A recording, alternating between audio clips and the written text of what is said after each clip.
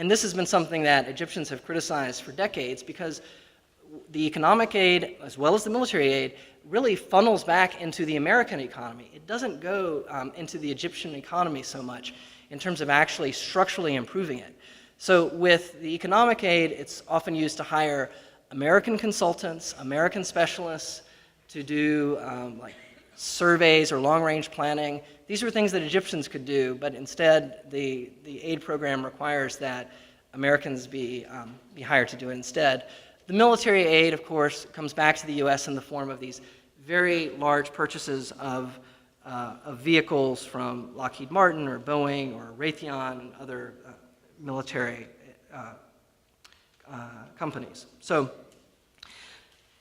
the economic aid has not really aided Egyptians' economy.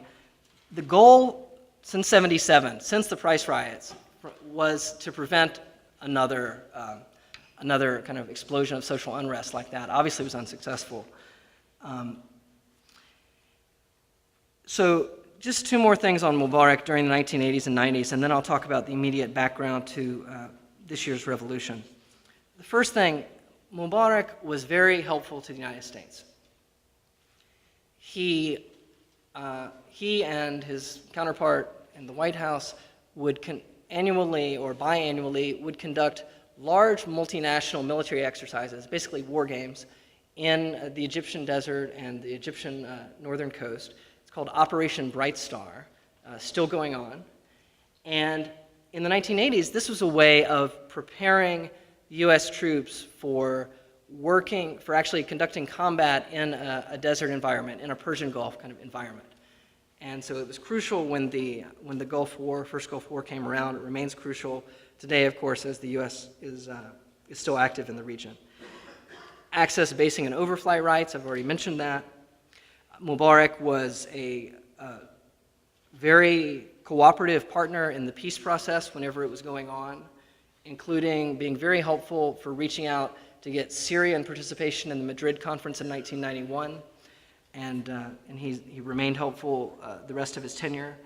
Beginning in 1995, Mubarak and the White House started the Extraordinary Rendition Program, which would send suspected Islamic militants to Egypt. That was the first site. The first cases of extraordinary rendition were Egyptians kidnapped in Europe and then sent back to Egypt.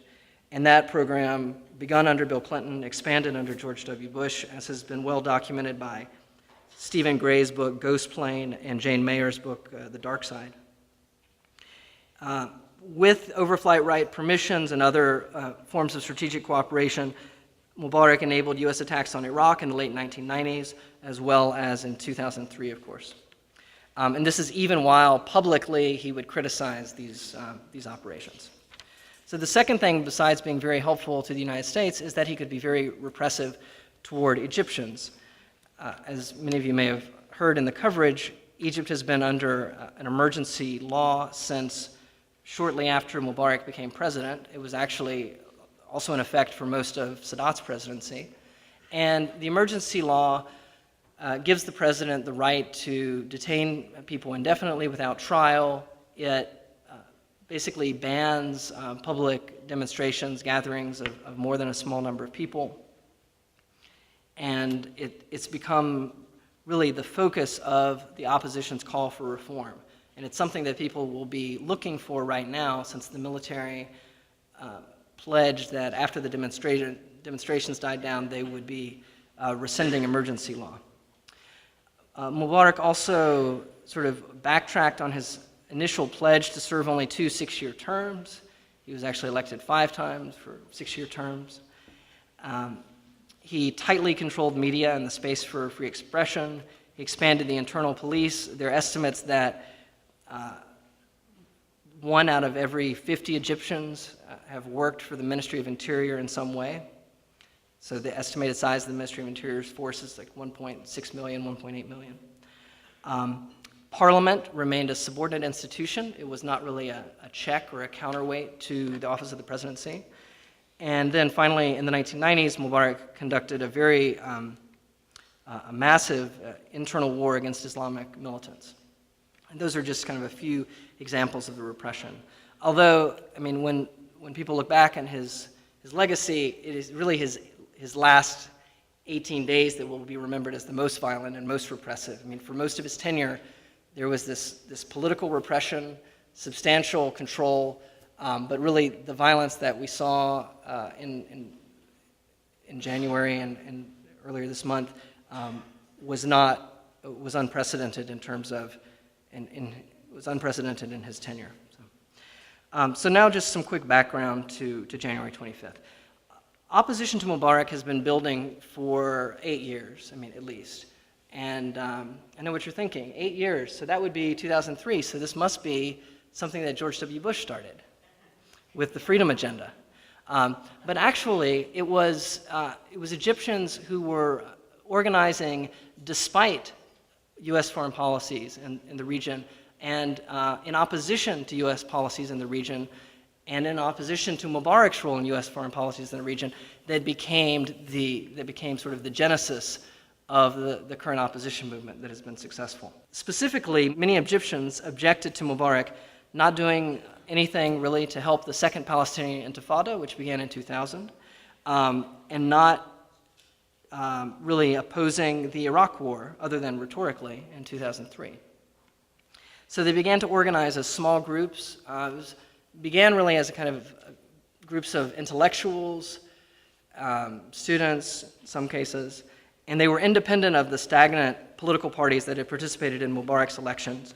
The main movement is known as Kifaya. That was really the first one that coalesced. Kifaya means enough in colloquial Egyptian Arabic, and then the Kifaya movement spurred others.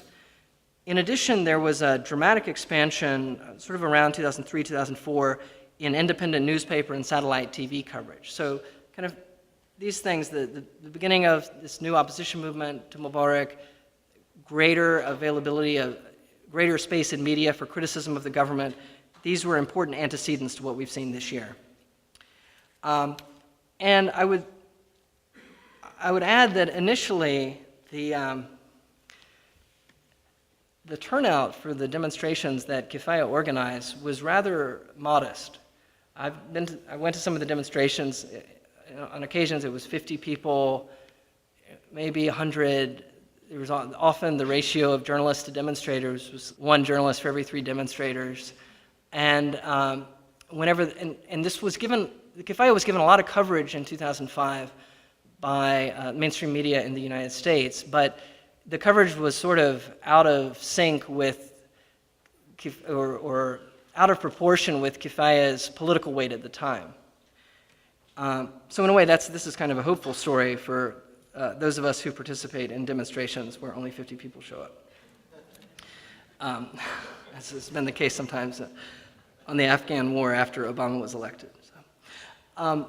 So all of these movements then were joined by internet, Facebook activists over the past 3 years, including the movement known as April 6th, which joined with protesting workers in 2008.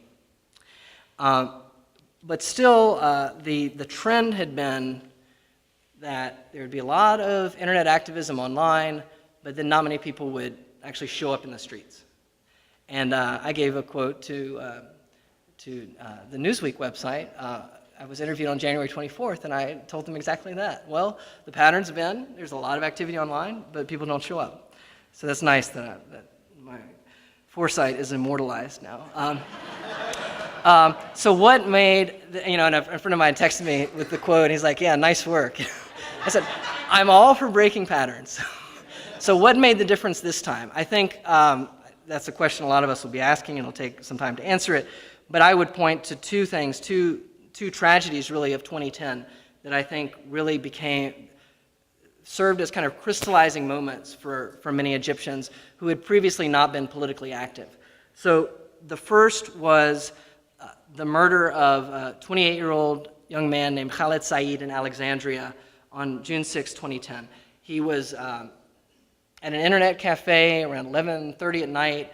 Police came in, they wanted a bribe. He refused to pay them the bribe. They began to beat him up. They took him outside. They continued to assault him. and they ended up killing him.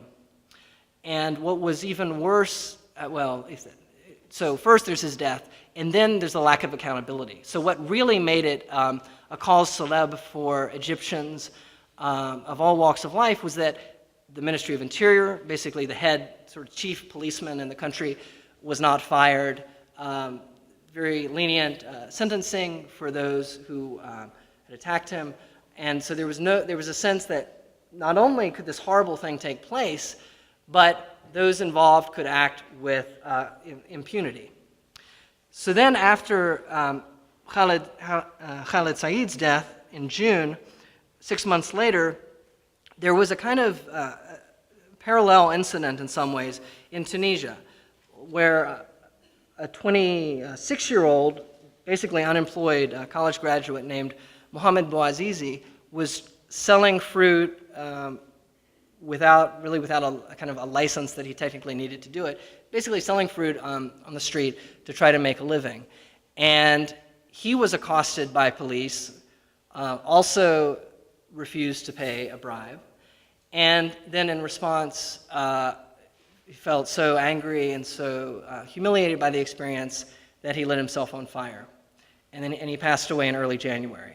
In that moment of self-immolation, galvanized Tunisians to turn out and push for the ouster of President Ben Ali in their country. And he was removed from power in January. And once that happened, Egyptians, some Egyptians said, well, we should have been first. Why'd they get rid of their dictator? And we haven't done it yet. They had this issue of Khaled Said still, and organized the We Are All Khaled Said Facebook page, pushing for protests on January 25th, which is Police Day in Egypt. And so basically these two tragedies in Egypt and Tunisia were mutually reinforcing in terms of mobilizing both populations to challenge their government as never before. That's the background to January 25. And I'll just close now by returning to the US response since January 25th. I participated in a White House meeting at the end of January, and although the ground rules were that we can't tell you kind of what Obama's 3 people on the National Security Council said, they asked that they not be quoted. I'm glad to speak about my experience there. And basically what I saw and what has been kind of supported by subsequent reporting that I've read is that there was a lot of ambivalence about how to respond to this movement, to this challenge to Mubarak. And the impression that I got was that they, with this language of sort of orderly transition, is that there was a hope to kind of salvage as much of the current system and this working relationship between the US and Egyptian militaries as possible. And so what that has led to is what I would describe as 3 stages of the US response, which would be, kind of a lot like how the Kremlin would have responded to change in Eastern Europe in the 1980s. So first, you say, so January 25th, what Hillary Clinton said, you say, well, it's still stable. Egypt is stable. You kind of reinforce your support for the current system. Then second, as things start to look like they're unraveling, you speak about, well, how both sides need to restrain themselves. There needs to be an orderly transition, but you otherwise don't admit to have any kind of role or any sort of power to push things in a democratic direction. And then the third stage is what we heard from President Obama on Friday, after the demonstrators have won, proclaiming that we supported democracy all along. So it's first, it's stable, okay, it's not so stable, but we don't have any role, we supported democracy all along. And I think we may see that cycle repeated, and it may have to be repeated, if Egypt is going to progress from the removal of Mubarak to the inauguration of a civilian-led democratic government. Thank you, and I'll be glad to take questions and have discussion. This Constitution really reflects, it's a reflection of the power of the president, not a sort of reflection of the people's will, and it does not constrain the president.